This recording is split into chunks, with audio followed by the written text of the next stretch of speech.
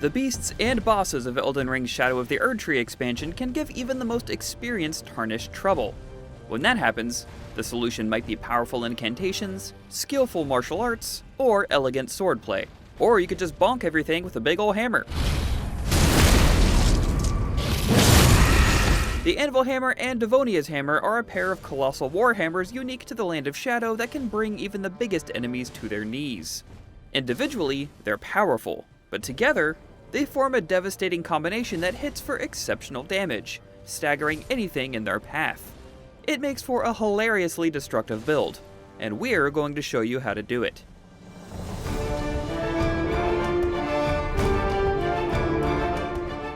Two weapons form the core of this build.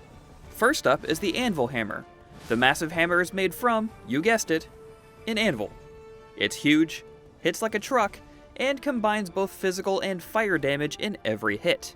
It has a built-in skill called Smithing Art Spears that causes a bunch of spears to erupt from the ground, damaging anything that walks into them.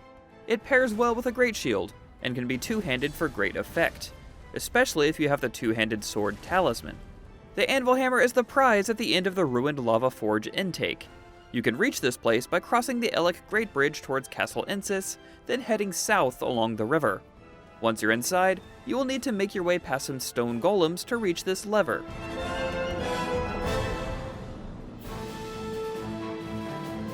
Which raises a column out of the lava. Then, run up the column to the top to find this room, where the hammer will be waiting. Devonia's Hammer, meanwhile, resides in the ancient ruins of Rao, a later game area you will access by crossing through Shadow Keep. It's another colossal weapon, hitting just as hard as the Anvil Hammer, with a bit of holy damage thrown in for good measure. It has a unique weapon skill called Devonia's Vortex, which spins the hammer around before slamming it down for powerful area of effect damage. Devonia is a Crucible Knight, and you'll need to defeat her to get her hammer. She can be found in an open plain northwest of the Rao Ancient Ruins Site of Grace. Once you defeat her, she'll drop the Crucible Hammer Helm, more on that later, and Devonia's Hammer. These are two fantastic hammers, and both pair excellently with a fully upgraded Fingerprint Stone Great Shield for its great guard boost, and the improved guard counters from the curved sword Talisman. Or you could two-hand one of the hammers and take advantage of the extra damage you get doing that with a two-handed sword Talisman. But why build around one giant hammer when you can have two? Both of these colossal hammers have similar attribute requirements, so fulfilling the enormous strength requirements for one means both are in play. And that's when the fun begins. Wielding both does two important things. First, it creates enormous damage potential when you swing both in unison. Second, it allows you to deliver blows that tear through enemy poise, leading to frequent stagger that opens them up for critical hits. Many fights will end in a single blow, or shortly thereafter. You can't change the affinity or Ashes of War on either hammer, but that's okay because Devonia's Vortex is exceptional. Not only does it do great damage in its area of effect, but it can be charged up for added effect, and it's great at crushing enemy poise. With that in mind, Devonia's Hammer should go in your right hand, while the Anvil Hammer goes in the offhand. That way you can use Devonia's Vortex with a simple touch of a button. Once you have your trusty hammers, it's time to grab some talismans to really unlock their full potential. We'll start with the Claw Talisman. This increases the power of jumping attacks. We'll be using those a lot with this build, making this a perfect fit. You get the Claw Talisman from Stormvale Castle. Start from the Rampart Tower side of Grace, head out the door, and take a running leap across to this rooftop. From here, walk up the broken pillar to a ledge, and follow it around until it turns back toward a large tower with a ladder. The Claw Talisman awaits at the top. Next, we'll equip the Arsenal Charm +1. This raises how much weight you can equip.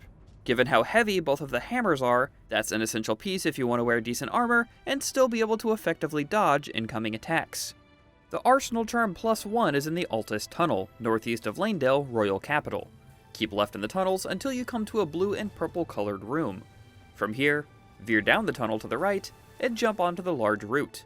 Climb it up, and the Arsenal Charm +1 will be sitting on top of the wooden structure. For the next talisman, we suggest the Shard of Alexander. This boosts the damage done by skills, which in this case primarily means Devonia's Vortex. That attack quickly goes from good to great, especially when paired with a particular piece of armor that we'll talk about later. You get the Shard of Alexander from completing Iron Fist Alexander's questline in Elden Ring's base game. We have a step-by-step guide to walk you through it, culminating in a one-on-one duel with Alexander and crumbling Farum Azula in the very late stages of the base game. If you don't want to bother with this quest, you can also kill him anytime you see him for the Warrior Jar Shard, which confers a similar, but weaker, skill damage boost. The last talisman slot is a bit of a wild card. You could use one of these options full-time, or rotate based on need. Most of the time we recommend the Ritual Sword Talisman, which increases your damage when you have full health. Given how often you'll be one-shotting basic enemies, you tend to be at full health a lot. This comes from Queen Gillica, an optional boss in the Cook's Ruins. If you find yourself fighting a lot of shielded knights, however, it's worth swapping in the Hammer Talisman. This massively increases stamina damage to blocking enemies, leading to fast staggers and easy critical hits. You get this by defeating an invader named Recusant Henricus, just outside the doors to Limgrave Colosseum. Finally, for boss fights, the trusty Dragon Crest Great Shield Talisman, with its strong damage reduction, can be helpful for keeping you alive long enough for your hammers to do their work. This is a chest in the Erdtree, after the drainage channel Site of Grace. In general, we suggest almost any build have at least 50 vigor. Not only does swinging the hammers consume a lot of stamina, but their weight has a large impact on max equipment load, so we suggest bringing endurance up to at least 40. Using both Devonia's hammer and the Anvil hammer will require a minimum of 39 strength, 13 dexterity, 11 intelligence, and 20 faith. Once you've reached that, focus almost all of your extra points into strength. This will be the best source of damage until your strength reaches 80. After that, leftover points can go to your dexterity, though it may be worth adding a few points to mind to give your skills a little extra FP to pull from. There are two things you should focus on with your armor. For your helm, gloves, and greaves, we recommend the Crucible set. Each piece increases the damage of aspects of the Crucible, a category that conveniently includes Devonia's Vortex. You can get everything you need from the Crucible Knight Ordovis in the Oriza Hero's Grave, though we recommend swapping out the helm in that set for the better defensive stats of the Crucible Hammer Helm that Devonia drops. Next, you should grab the Raptor's Black Feathers from the Sage's Cave in the Altus Plateau. It increases the power of jumping attacks, and its effect stacks with Claw Talisman, perfect for those flying hammer attacks. The idea of this build is simple. Smash. See a big enemy? Giant enemy? Smash. Little tiny guys? You're not gonna believe this, but smash. The majority of the time, you'll be using the jumping light attack for your offhand weapon. Doing that causes your character to swing both hammers in rapid succession. Each hammer applies damage to health and poise, setting you up for fast kills. Most basic enemies will die in 1 or 2 hits. Those that don't will often be staggered after 1 or 2 more hits. Approach their front or rear and press your standard light attack button to go into a critical hit animation. The main hand heavy attack can be charged up and is a great guard breaker on shielded enemies. The offhand heavy attack will summon Devonia's Vortex. This has a bit of a windup and must be charged, so when to use it will require proper timing. But once you get it down, it brutalizes anything around you. If you find yourself in the middle of a group, you can quickly two-hand the Anvil Hammer in order to use its Smithing Art Spear skill to give yourself some space.